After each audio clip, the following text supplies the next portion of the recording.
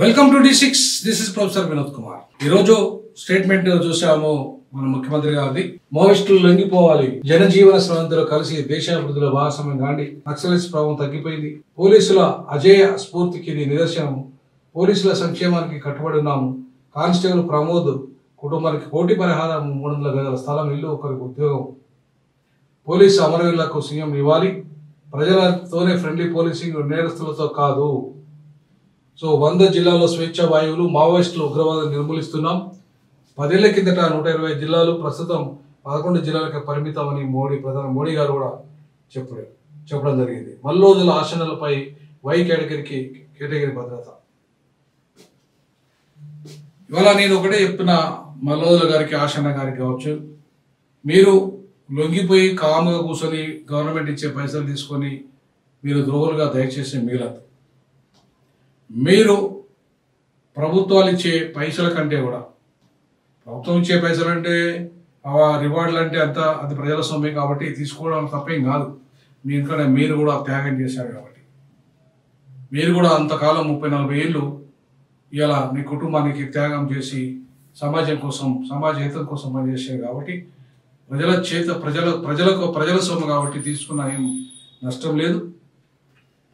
అది ప్రభుత్వం ఇచ్చే సొమ్ము కాదు, అది ప్రజలు కట్టిన పన్ను ద్వారా ఇచ్చిన సొమ్ము. సో వాళ్ళ రివార్డులు వాళ్ళకి తీసుకున్నప్పటికీ దయచేసి మీరు కేవలం కామ్గా ఉండడం వల్ల నష్టం జరుగుతుంది సమాజానికి.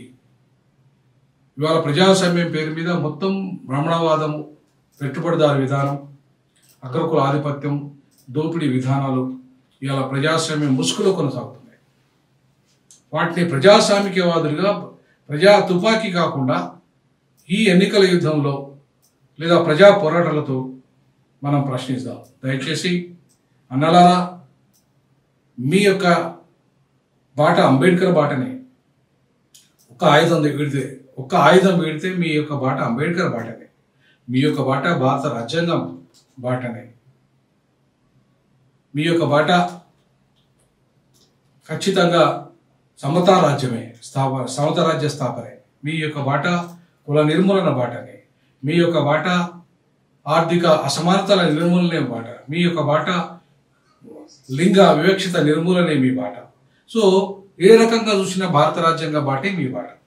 కాకపోతే ఒక ఆయుధం బట్టి మీరెందుకు ఇవాళ చనిపోతున్నారు, మీరెందుకు చంపబడుతున్నారు, మీరెందుకు ఇవాళ అధికారానికి దూరంగా ఉండి దుర్మార్గులైన ఈ ఎవరైతే బీజేపీ, కేంద్రంలో బీజేపీ కానీ, రాష్ట్రంలో కాంగ్రెస్ కానీ, ఇంకా ఏ పార్టీ అయినా సరే, అది బీఆర్ఎస్ఆ, అది బీజేపీ, కాంగ్రెసా, ఇంకొక మొత్తం బ్రాహ్మణవాద, అగ్రకుల ఆధిపత్య, దోపిడీ కులాల పార్టీలన్నిటి వల్ల ఈ బహుజన సమాజము, మీరు అంటున్న పీడిత సమాజం ఇవాళ నష్టపోతున్నది.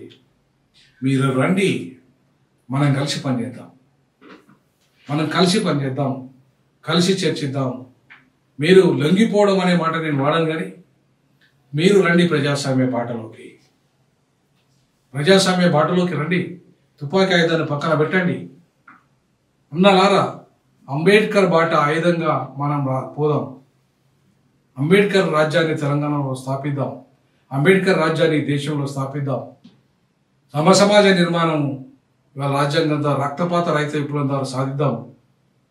ఏ మేరకు వీలైతే ఆ మేరకు అవసరం అనుకుంటే నేపాల్ తరహా యుద్ధాన్ని ప్రకటిద్దాం. మనకు విసిగిపోయినప్పుడు నేపాల్ తరహా యుద్ధం ఒకటి ఆయుధం, ప్రజాయుద్ధం. కాబట్టి దయచేసి అన్నలారా, మీరు మాతో కలిసి రండి, అంబేద్కరిస్టులతో కలవండి. మనము కలుదాం. అంబేద్కర్ రాజ్య స్థాపన, సమతా రాజ్య స్థాపన, కుల వర్గ నిర్మూలన, అసమానతల నిర్మూల రాజ్యం, పేదరిక నిర్మూల రాజ్యం, సమతా రాజ్యం, అన్ని వర్గాలు ఏ రకమైన విభేదాలు లేని సమతా రాజ్యాన్ని నిర్మిద్దాం, దోపిడీ లేని రాజ్యాన్ని నిర్మిద్దాం. ఆ దిశగా అడుగులు వేద్దాం. దయచేసి మీరు రండి, ప్రజాస్వామ్యాలకు ఆయుధాన్ని వదిలేయండి, ప్రజాస్వామ్య బాటం పట్టండి, అంబేద్కర్ బాట పడదాం రండి అని చెప్పేసి D6 నుండి, DJAK నుండి, అలాగే RPI పార్టీ ముఖ్యంగా నుండి ఆహ్వానిస్తున్నారు. మనం కలిసి పనిచేద్దామని చెప్పేసి పిలిపిస్తున్నాం. ఖచ్చితంగా ఆ దిశగా అన్నలు దయచేసి ఆలోచించాల్సిందిగా విజ్ఞప్తి చేస్తాము. జై భీమ్, జై పులే, జై పెరియార్.